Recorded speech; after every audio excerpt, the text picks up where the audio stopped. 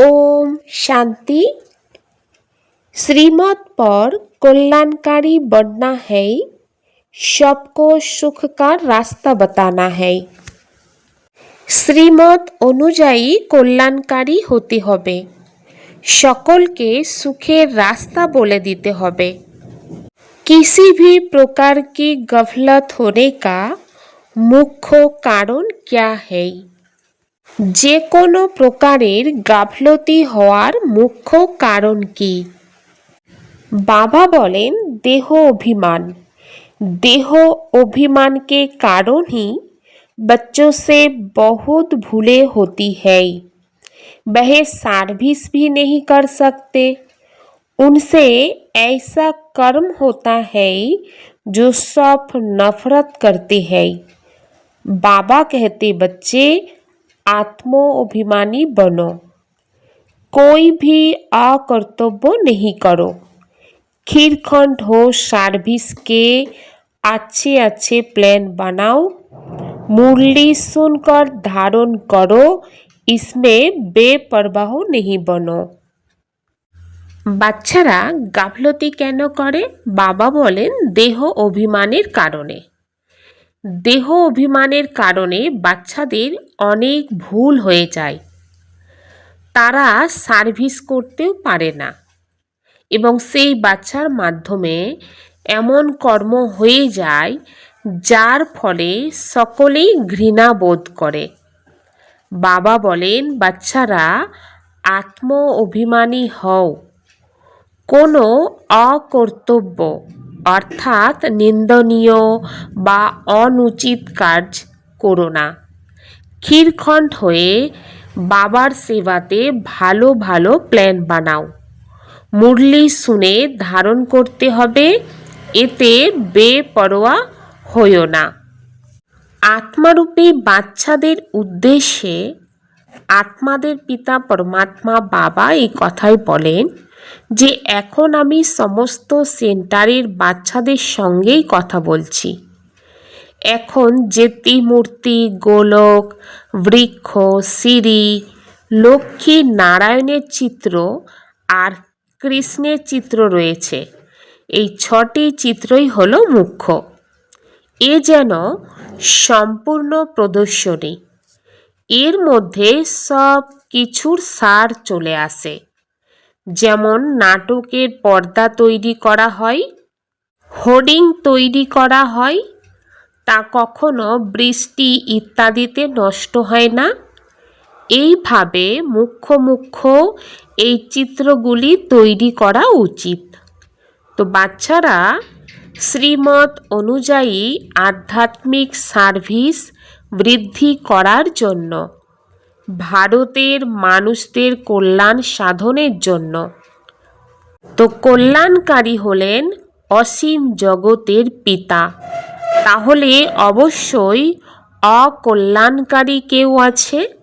অকল্যাণকারী কেউ আছে বলেই বাবাকে এসে পুনরায় কল্যাণ সাধন করতে হয়। তো বাবা বলেন আত্মিক বাচ্চারা অর্থাৎ যাদের কল্যাণ হচ্ছে তারা এই কথাগুলো বুঝতে পারবে। যেমন আমরা আত্মা, আমাদের কল্যাণ হয়েছে, আমরা তাহলে অন্যদের কল্যাণ করব। যেমন বাবারও চিন্তন চলে যে কিভাবে কল্যাণ করব, যুক্তিও বলে দিতে থাকেন। অনেক আত্মার কল্যাণ অর্থে বাবা মতামত দেন। বাবা বলেন বাচ্চারা তোমাদের এখন পুরুষার্থ করতে হবে। কি পুরুষার্থ? দেহি অভিমানী হয়ে বাবার সেবা করতে হবে। অর্থাৎ যে আত্মা যত আত্মিক স্থিতিতে স্থির হবে, বাবার গুণ শক্তিকে নিজের মধ্যে ভরপুর করতে পারবে, সেই আত্মাই সেবা করার উপযুক্ত হবে। আর বাচ্চাদের এইভাবে সেবাও করতে হবে, এর জন্য বাবা রায় দেন। বাবা বলেন এই সুন্দর সুন্দর চিত্র মুখ্য মুখ্য স্থানে লাগিয়ে দিতে হবে। যদি এই রকম চিত্র মুখ্য স্থানে লাগিয়ে দাও, তবেই তোমাদের কাছে শত শত মানব আসবে বোঝার জন্য। কিন্তু বাচ্চাদের মধ্যে এত দেহ অভিমান থাকার কারণে অনেক ভুল হয়ে যায়। এই রকম যেন কোনো বাচ্চা মনে না করে যে আমি একদম পাক্কা সম্পূর্ণ দেহি অভিমানী। ভুল তো অনেক হয়, সত্যি বলে না। বোঝানো হয় সেই বাচ্চাকে যে এরকম ভুল কাজ করো না।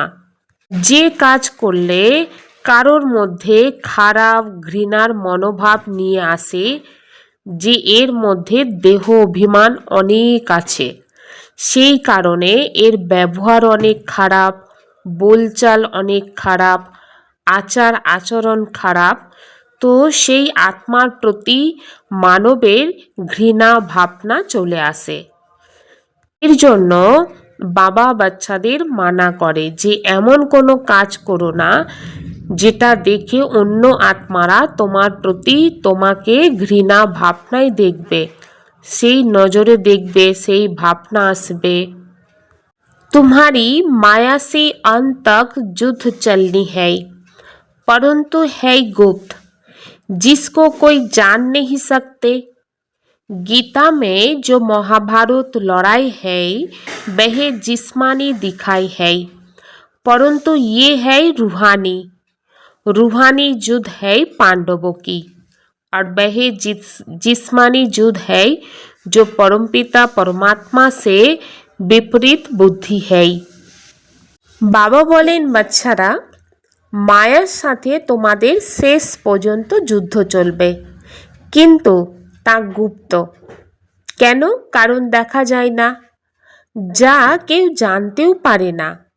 গীতায় যে মহাভারতের লড়াই রয়েছে তা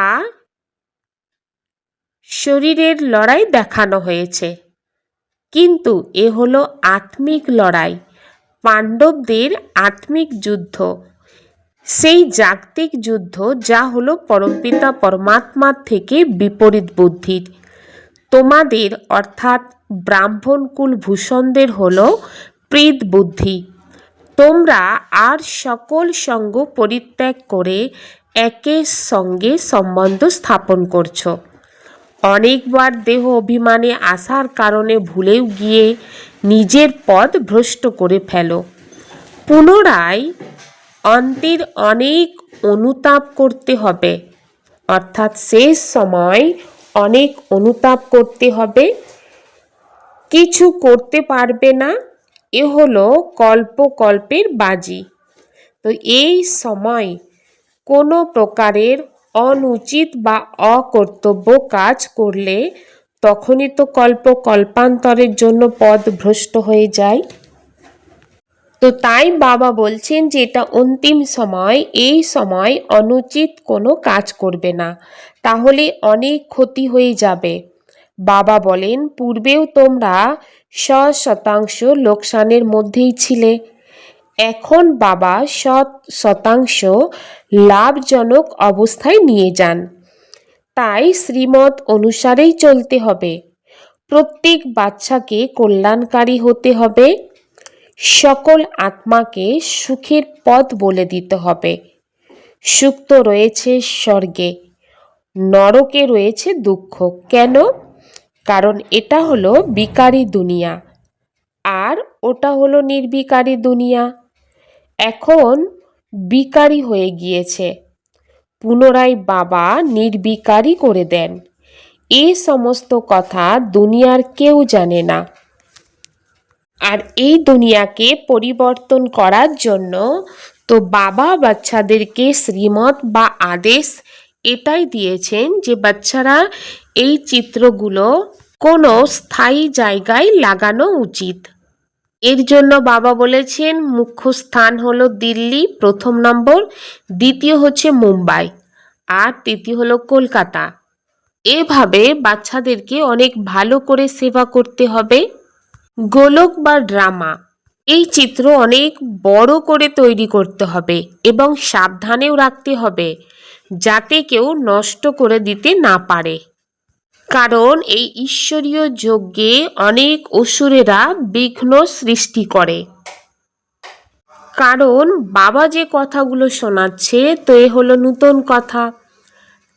তারা বলে তোমরা দোকান বা ব্যবসা খুলে বসেছ। বা বলেন শেষে সকলেই বুঝতে পারবে যে আমরা অধঃপতনে গেছি, তাহলে অবশ্যই কিছু খামতি আছে। বাবাই হলেন একমাত্র কল্যাণকারী। তিনি বলতে পারেন যে ভারতের কল্যাণ কিভাবে আর কবে হয়েছে। ভারতকে তমপ্রধান কে করে আর পুনরায় শতপ্রধান কে করে? এই চক্র কিভাবে ঘুরছে কেউ জানে না। সঙ্গম যুগ কেউ জানে না। মনে করে ভগবান যুগে যুগে আসেন।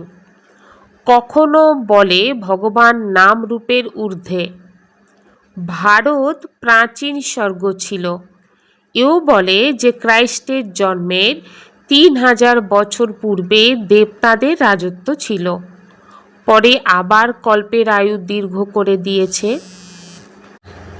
এই কথাও বলে যে খ্রাইস্টের জন্মের 3000 বছর পূর্বে দেবতাদের রাজত্ব ছিল, পরে আবার কল্পের আয়ু দীর্ঘ করে দিয়েছে। তো বাবা বলেন বাচ্চাদের দেহি অভিমানী হয়ে অত্যন্ত পরিশ্রম করতে হবে। অর্ধেক কল্প সত্যযুগ আর ত্রেতায় তোমরা আত্ম অভিমানী ছিলে, কিন্তু পরমাত্মা অভিমানী ছিলে না। এখানে তো তোমরা পুনরায় দেহ অভিমানী হয়ে পড়েছ। আবার তোমাদের দেহি অভিমানী হতে হবে। বাবা বলেন বাচ্চাদের মনমনাভব হতে হবে। মনমনাভবের অর্থই হলো আত্মিক যাত্রায় থাকা। বা বলেন বাচ্চারা তোমরা প্রথমে পুতুল পূজা করতে, আর পুতুল পূজা করলেও তার অর্থ কিছুই বোঝে না, তো সেই জন্য তোমরাও কিছুই বুঝতে না। বা বলেন সেবার জন্য প্রদর্শনীর পর প্রদর্শনী করতেই থাকবে।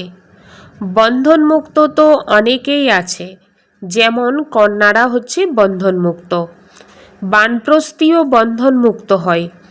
তাহলে বাচ্চাদের বাবার ডাইরেকশনকে অনেক গুরুত্ব দেওয়া উচিত। এরা হলো গুপ্ত পাণ্ডব। বাবাও গুপ্ত, বাবার জ্ঞানও গুপ্ত। এই সঙ্গম যুগে পিতা পরমাত্মা এসে প্রত্যেক আত্মাকে জ্ঞান প্রদান করেন, কিন্তু মানব এটা বোঝে না। আত্মাই পুনর্জন্ম নেয়, আত্মাই কর্ম করে এবং কর্ম অনুসারেই জন্মগ্রহণ করে। বাবা বলেন এই সমস্ত পয়েন্ট ভালোভাবে বুদ্ধিতে দিতে হবে।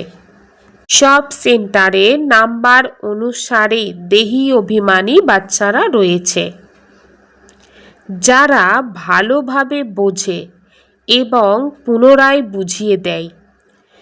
দেহ অভিমানী না কিছু বোঝে আর না কিছু বোঝাতে পারে। বাবা বলেন যে অনেক বাচ্চা এই কথা বলে যে আমি কিছু বুঝি না। তো আমি কিছু বুঝি না এটাও দেহ অভিমান। আরে তোমরা তো আত্মা, বাবা তো আত্মাদেরকেই বসে বোঝান, তাহলে মাথার বুদ্ধি খুলে যাওয়া উচিত। বুদ্ধি কেন খোলে না? ভাগ্যে না থাকলে তখন খোলে না।